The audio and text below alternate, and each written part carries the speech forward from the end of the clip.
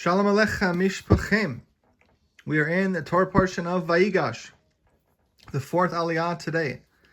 I have here in front of me my Sefer Likkutei Sichos. This is teachings, insights, Kabbalistic insights, Hasidic insights on the Torah from the Lubavitcher Rebbe, Rebbe Menachem Mendel Schneerson, the Chabad Lubavitcher Rebbe. All right. Vayigash.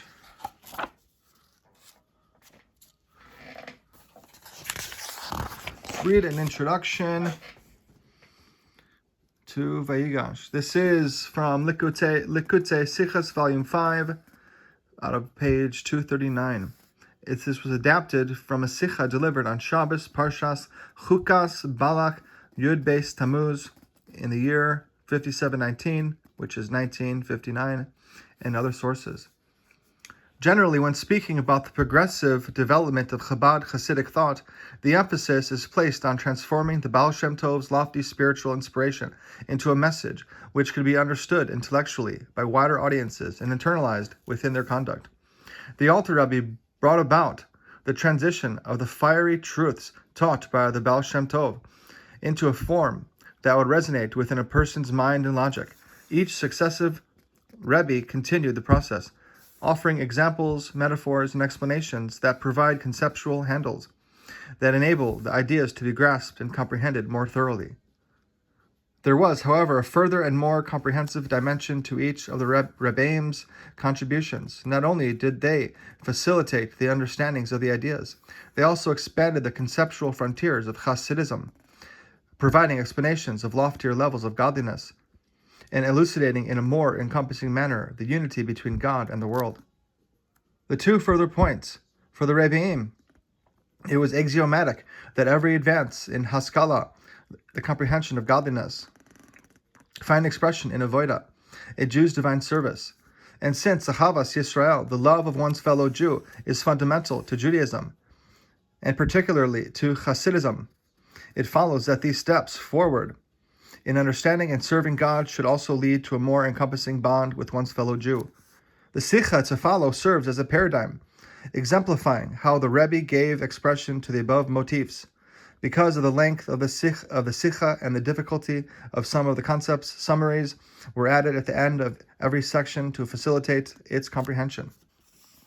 All right, and without any further ado, let's begin in the Sikha. Yosef's endowment to the Jewish people.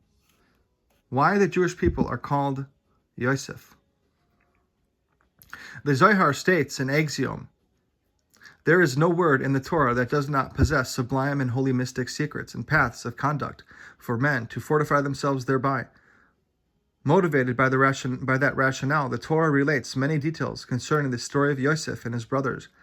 As part of this narrative, the Torah also relates that Yosef provided sustenance for his brothers and their households, as it is written, and Yosef nurtured his brothers, granting them bread according to the needs of their children. The concept that Yosef provided nurture for his brothers and their families is so important that, as the commentaries to the following verse explain, as a result, the Jew as a people are referred to by the name Yosef for all time, as it is written, he leads Yosef like a sheep. Explanation is required. The Torah calls a person by a particular name because it expresses that person's inner character. Every name reflects not only specific events that transpired in that person's life, but also conveys his true nature, who he truly is. The question thus arises, why are the Jewish people called with the name Yosef for all time? Because Yosef nurtured them in Egypt during the few years of famine. This episode is seemingly a secondary peripheral matter that is not associated with the essence of the Jewish people. It took place many years ago and lasted only a very short time in the span of our national history. Moreover, even if one will find an explanation that Yosef's nurturing his brothers during the time of famine is associated with the true nature of the Jewish people and, furthermore, associated with them for all time, there is still a conceptual difficulty. When we say that a name reflects the inner nature of an entity, the intent is not that the name communicates factors that result from the nature the name expresses, but that the name itself expresses the nature of the named entity. This does not seem to apply with regard to the name Yosef. For although Yosef sustained the Jewish people, he was not their sustenance. Therefore, even if one were to say that this sustenance is associated with the inner nature of the Jewish people, it is not appropriate to call the Jews Yosef when only their sustenance came via Yosef, but was not itself Yosef. And a summary. At times, the entire Jewish people are called Yosef, as in the verse, "He leads Yosef like sheep." They are referred to in this manner because Yosef provided sustenance for his brothers and their households during the famine in Egypt. This requires explanation, because a name does not only reflect specific events that happen to a person or a people, but also his or their true nature.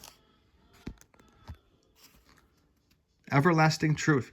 The above matters can be resolved by prefacing the inner meaning of the concept of the eternality of the Torah. The intent is not merely that the mitzvos of the Torah, given by God at Sinai, were commanded at that time to be observed as required for all time without change, neither adding to nor detracting from them. Instead, the intent is that the commandments themselves are everlasting.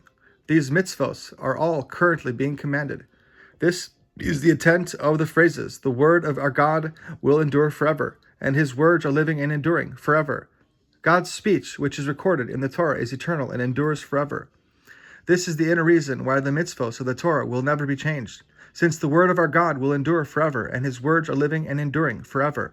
Therefore, He will not change or modify His creed forever. Summary. It is possible to understand why the Jewish people as a whole are referred to as Yosef on the basis of the idea that the Torah's truths are eternal, existing as ongoing spiritual reality. On two planes simultaneously. Just as the mitzvos of the Torah are eternal, so too the stories of the Torah are timeless. Their eternality is not only expressed in the fact that they contain lessons that can and must be derived by every Jew in every generation. Instead, the very fact that the stories contain continuously relevant lessons comes about because these stories themselves, as they exist in the spiritual sphere, are ongoing. Similarly, in every generation, all Jews need to learn lessons from the story of Yosef providing food for the Jewish people. This includes the fundamental lesson reflected in the Zohar's insight cited by the Alter Rebbe in Tanya, that Yosef showered goodness upon his brothers, despite all they had done to him. Similarly, every person should act in a like manner, emulating his example, not only retaliating against a person, not only not retaliating against a person who did harm to him, but to repay those who are culpable with goodness.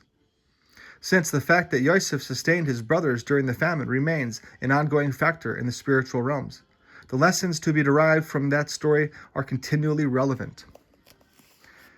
In the summary, the eternity of the Torah applies not only regarding the mitzvos of the Torah, but also regarding its stories. Accordingly, Yosef's sustaining his brothers during the famine remains an ongoing factor in the spiritual realms. As a result, the lessons to be derived from that story, including the primary lesson, that one should repay those who are culpable with goodness, are continually relevant. All right, and I will stop there. And that was the reading from Likkutei Sichos by the Lubavitcher Rebbe, Insights into the weekly Parsha by the Lubavitcher Rebbe.